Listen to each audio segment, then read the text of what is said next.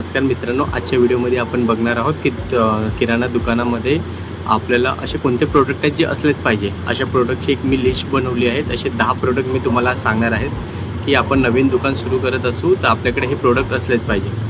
तर याच्यातलं सर्वात पहिला प्रोडक्ट आहे बिस्किटं. बिस्किटं हे लहान मुलांपासून मोठ्या माणसांपर्यंत सगळ्यांना लागतात, म्हणून बिस्किटं हे आपल्या दुकानात असलीच पाहिजे, जेणेकरून आपल्या दुकानमुळे आपलं दुकानसुद्धा त्यामुळे थोडं भरून दिसतं आणि आलेल्या प्रत्येक माणसांना, लहान मुलांना सकाळी दुपारी असे की संध्याकाळी असो कधीही बिस्किट लागतात. तर बिस्किट हे आपल्या दुकानात असलेच पाहिजे. त्यानंतर आपला दुसरा प्रोडक्ट आहे साखर आणि चहापत्ती. हे दोन्ही वेगवेगळे प्रोडक्ट ठेवले होते, पण मी दोघांना कंबाईन करून सांगतो आहे तुम्हाला, कारण की दूध, साखर, चहापत्ती हे एकमेकांना लिंक असणारे प्रोडक्ट आहेत. म्हणजे कसं, चहा बनवायचं असेल तर चहापत्ती पाहिजे, दूध पाहिजे, साखर पाहिजे आणि ते खाण्यासाठी आपल्याला लागतात बिस्किटं.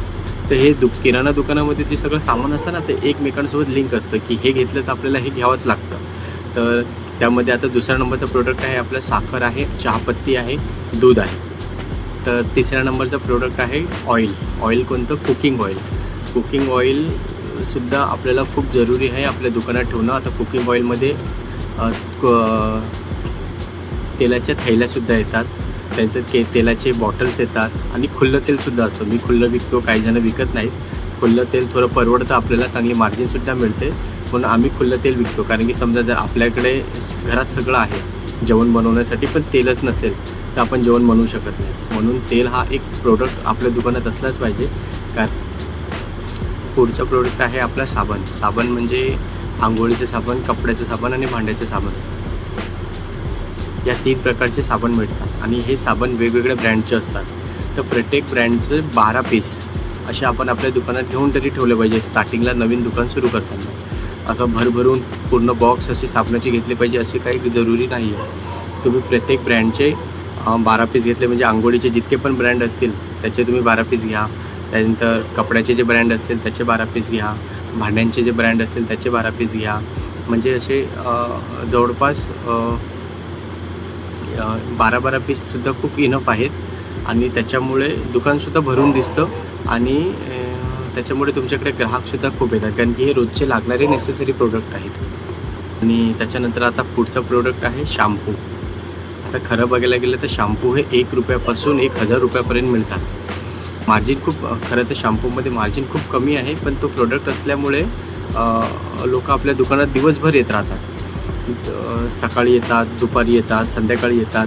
तर या सगळ्या गोष्टींमुळे लोक दिवसभर दुकानात येत राहतात आणि त्यामध्ये ₹1 शॅम्पू असतात, 2 वाले असतात, 5 वाले असतात, कंडिशनर असतात. त्याच्यानंतर त्यापेक्षा मोठे बॉटल्स असतात शॅम्पूचे. तर आपलं दुकान कोणत्या ठिकाणी आहे त्या ठिकाणाची परिस्थिती बघून आपण खरं तर माल भरला पाहिजे. आता माझ्याकडे मोठमोठ्या बॉटल्स एवढं काही जात नाही, म्हणून मी तो काय मोठा बॉटलचा प्रोडक्ट ठेवत नाही. मी पण 1 वाले, 2 वाले, 5 वाले हे शॅम्पू ठेवतो आणि ते रेग्युलर आयटम आहेत आणि ते फास्टसुद्धा जातात. त्याच्यानंतरचा पुढचा प्रोडक्ट आपला आहे चिप्स वगैरे.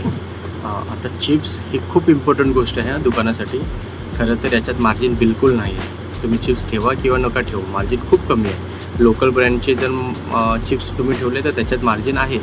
बालाजी, लेज, हल्दीराम हे जे ब्रँडेड चिप्स आहेत ना, त्याच्यात मार्जिन खूप कमी आहे. तर पण चिप्सचा एक फायदा काय, तुमचं दुकान इतकं सुंदर आणि भरभरून दिसेल ना, असं वाटेल की तुमच्या दुकानात सगळं मिळतं. चिप्सचा एक असा लॉजिक आहे. आणि खरं तर चिप्स आपल्या दुकानात असलेच पाहिजे. मार्जिन जरी खूप कमी असले तरी काही ना काही मिळतं आपल्याला, म्हणून चिप्स आपल्या दुकानात असले पाहिजेत. आणि आता हा पुढचा प्रोडक्ट आपला आहे नूडल्स. नूडल्समध्ये मार्जिन खूप चांगली आहे.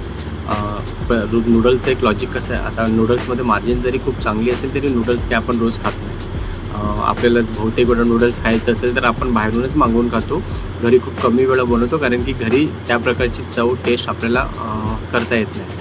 पण नूडल्समध्ये मार्जिन जास्त आहे. आणि तर नूडल्समध्ये खरं तर आपण नूडल्स येतात, त्याच्यानंतर मॅगी वगैरे यालासुद्धा नूडल्सच्या लिस्टमध्येच आपण संबोधतो. तर बघायला गेलं तर यासुद्धा गोष्टी खूप इम्पॉर्टंट आहेत. नूडल्स काय आपण रोज खात नाही, पण मॅगी आपण रोज खातो. आणि नूडल्ससोबत मग बघायला गेलं तर मॅगी मसाला जातो, त्यानंतर चीज जातं, त्याच्यानंतर बटर जातं, त्याच्यानंतर सॉस जातात, टोमॅटो सॉस जातं, सोया सॉस जातं, व्हिनेगर वगैरे हे प्रोडक्टसुद्धा जातात. म्हणून नूडल्ससुद्धा मी आपल्या लिस्टमध्ये ठेवलं आहे, कारण की मार्जिनसुद्धा चांगली मिळते. पुढचा प्रोडक्ट आहे टूथपेस्ट, ब्रश. हे सुद्धा खूप इम्पॉर्टंट आहेत, कारण की टूथपेस्टसुद्धा खूप वेगवेगळ्या ब्रँडचे येतात. मार्जिन पण ठीकठाक आहे आणि खूप वेगवेगळ्या ब्रँडचे येतात. कोलगेट, पेप्सोडेंट, पतंजलीचे, बबूलचे. तर मग सुद्धा ठेवले पाहिजेत. आणि टूथपेस्टसोबत ब्रशसुद्धा ठेवले पाहिजेत. ब्रशमध्ये चांगली मार्जिन आहे, तर चांगल्या मार्जिनवाले प्रोडक्ट हे सगळ्यात अगोदर आपल्याला ठेवायला पाहिजे.